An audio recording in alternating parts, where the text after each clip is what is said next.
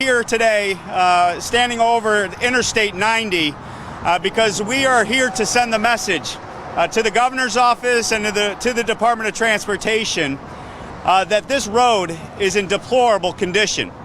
And I believe that this road is symbolic of a petty political fight between the Seneca Nation and the New York State governor's office in regards to side issues that have nothing to do with the safety of the traveling public. And what I'm asking and standing on behalf of the nation here today, and as well as the state and as well as the constituents of the 23rd Congressional District, is that this road needs to be fixed. You know, I just traveled the road, both eastbound and westbound lanes, took video, and it's clear. As you enter the Seneca Nation boundaries, the thruway goes from well-paved, well-maintained status into deplorable condition. You got deteriorating pavement, you got ruts in the road, you got potholes, and the only question I can ask is that I don't believe it is coincidence that as you enter the nation's lands and their sovereignty, that the thruway goes from that condition, from a good condition to a poor condition. And the question that needs to be asked is why? And I'll let the powers to be in the governor's office answer that question. But from my perspective, enough of petty politics and putting people's lives in jeopardy by allowing this condition to exist.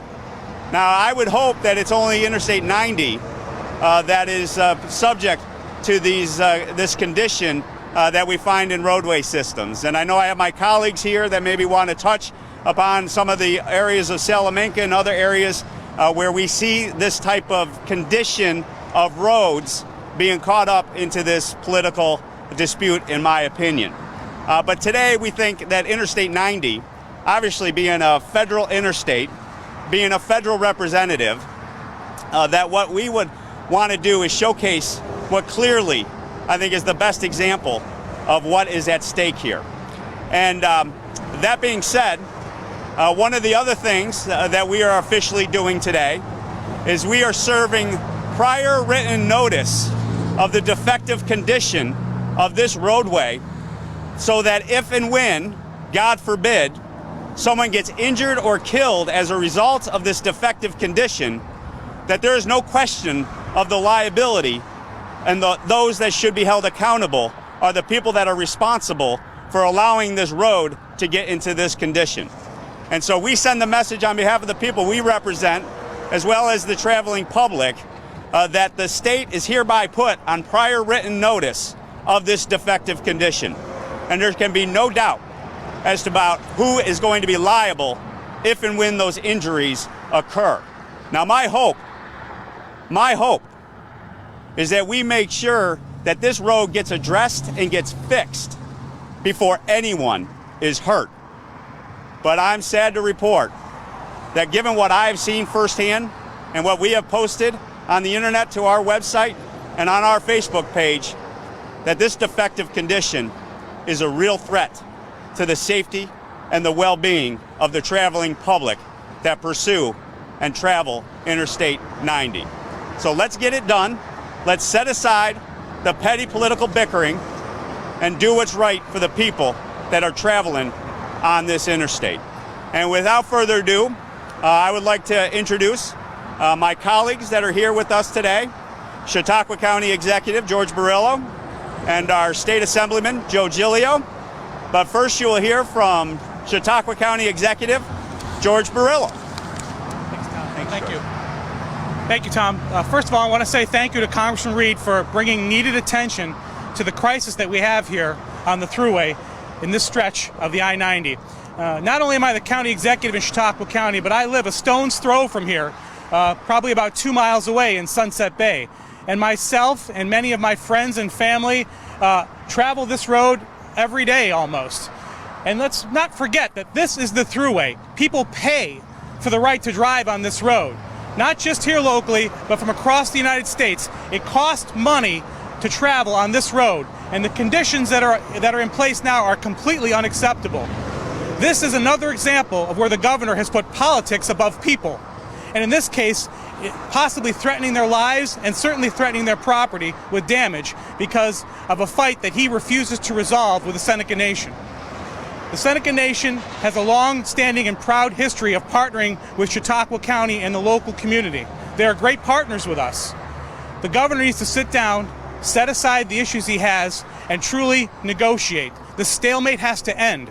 It's wrong. It's wrong for the people of the Seneca Nation. It's wrong for the people of Chautauqua County, and it is certainly wrong for the people that pay to travel this road every single day at that expense. I hope that this can be done quickly. And once again, I thank Congressman Reed for bringing attention to this, for bringing to light the liability that is now on the state government, that the federal government has done what it can, but it now falls upon our governor and the state to repair this deplorable road as soon as possible. I'd like to now turn it over to our local Assemblyman, Joe Giulio. Thank you all. Thank you. Good afternoon.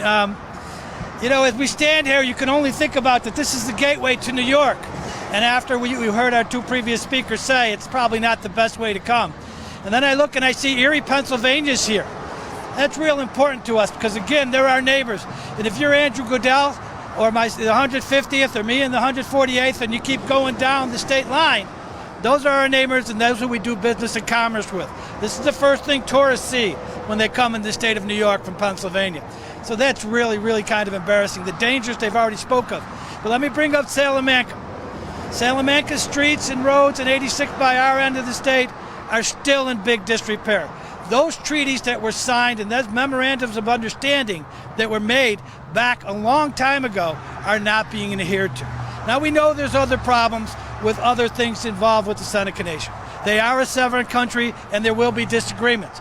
But we have to be bigger than that. We have to solve our problems. We have to sit at a table and get things done. Waiting it out and causing things that have nothing to do with any dispute to be dangerous, and God knows who we're going to lose, is just unconscionable. So I say again, do not forget about Salamanca. We know how bad it is. It's our commerce. It's our city that needs to be taken care of. The agreements have been in place forever. They just need to be adhered to. One more thing I'd like to say about the Seneca Nation. They're our friends, they're our neighbors, and they're one of the biggest economic drivers in Western New York. The nonsense has to end. Thank you. All right. Well done. I appreciate George and Joe being here. And what we have on display, obviously, this situation was brought to our attention by real people. And what you have here is a collection in these prints that we have behind us of real people commenting about their experience on the interstate as they travel the interstate. And as you can clearly see from the videotape, as you can clearly see from photographs that have been submitted, as well as the commentary from the traveling public, this is a defective condition. And it's caused, in my humble opinion, because it's just cheap, petty politics. And as Joe Giulio said, you know, there may be disputes between the state and the Seneca Nation, but the Seneca Nation is a sovereign nation, and they are good neighbors. And I appreciate the relationship that I have with the Seneca Nation, and what this is about is setting aside those disputes. And I know the nation and the state, hopefully, can sit in a room, set aside the differences that they have, but unite in making sure that the public, when they travel through this area, is safe on the roadways that exist. So that being said, why don't we open it up to questions, please? Yes, Congressman Reed, we've been reporting on this for a couple of years, and you say the question that needs to be asked is why. And we've asked that question. And we've never gotten the straight answer. Yeah.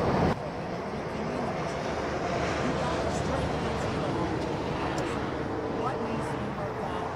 What is the dispute that prevents this? So I think it's clear. In my opinion, we also get that conflicting type of response, and everyone says that they want to do the right thing and fix the road.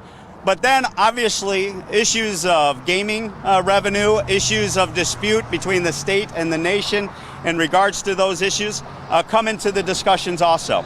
So it's clear to me that this involves things that have nothing to do with who's responsible for maintaining this road, who's responsible for making sure that it's a safe thoroughfare through our community, because all the parties agree when you ask that question, this is a state responsibility.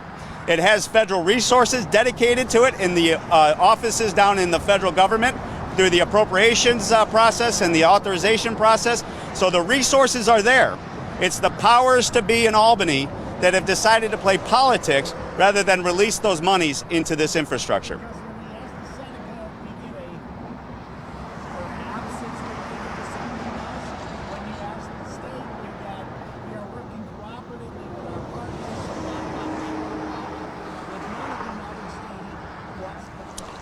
I think the condition speaks for itself. If you look at the video, and as you enter the Seneca Nation land, it goes from well-maintained, safe, traveling road top, and then all of a sudden in the nation boundaries, that's when the road becomes in disrepair. I think that condition reinforces that what's afoot here is other politics and other disputes between the state and the nation, and in my opinion, the state is trying to leverage this throughway in order to try to exert from the nation maybe political pressure, substantive pressure to resolve that dispute. That's wrong, and that is fundamentally not right. But you don't know what the dispute is, you can only guess? I can only, in my personal opinion, I can only guess, because I've never heard firsthand that that's the case, but I will just tell you, it speaks for itself. To me, as somebody who's asking these questions, and as a representative in the House of Representatives to get the runaround from the state on this issue, it just tells me what's here. And you know, you just got to look across the state. Look at what happened in New Jersey. People went to jail for the political gamemanship that was played at a bridge by shutting it down to exert political pressure. I believe a very similar situation exists here, where you got the governor's office using the safety of the public as a bargaining chip to try to put pressure on the nation in order to resolve those other disputes that they have. That is wrong, and that is why I stand here and loudly say enough. Set aside petty political differences and do what's right, and we all agree, keeping the traveling public safe is one of our top priorities. This section of the thruway has been like this before certain political disputes, like the Seneca gaming revenue. Why make this call now when it's been years that the road has been in this condition? Well, you know, as the road has gone back and forth, and if you look at the other side of the Seneca Nation, we were helpful in trying to resolve issues there to get that repaired. The point about history versus today, look it, this is a dangerous condition. We don't have time to talk about it was like that before so we can continue the way it is. It is time just to fix it once and for all. With this problem, Go. with this problem, stretch of this road here, is that recognition from the state that this road is in disrepair? I'm sorry? I think that's part of it. There's recognition that this is a rough road, but it's a rough road versus a defective road that puts the traveling public at risk is different, in my opinion. And what I see when I just traveled it and travel it on a regular basis is a road that's not rough. I see a road that's defective, and by now serving written prior notice on the state, there is no legal defense that state attorneys are going to be able to hide behind. So hopefully by raising this liability stake, that will also get the attention of the governor's office that this needs to be resolved, and it needs to be resolved today. when this problem was resolved, the state agreed to hire a Seneca construction company. You know, I don't have any information on that, so there's no way to answer that question from my perspective. The bottom line is that we need to repair it. Whoever does the repair is going to be a qualified contractor, and whoever that qualified contractor will do, hopefully, will do what is needed to be done in order to repair it. In your opinion, does the state need to pay money for So where we're at right with the question of the tolling, is that what the question is about?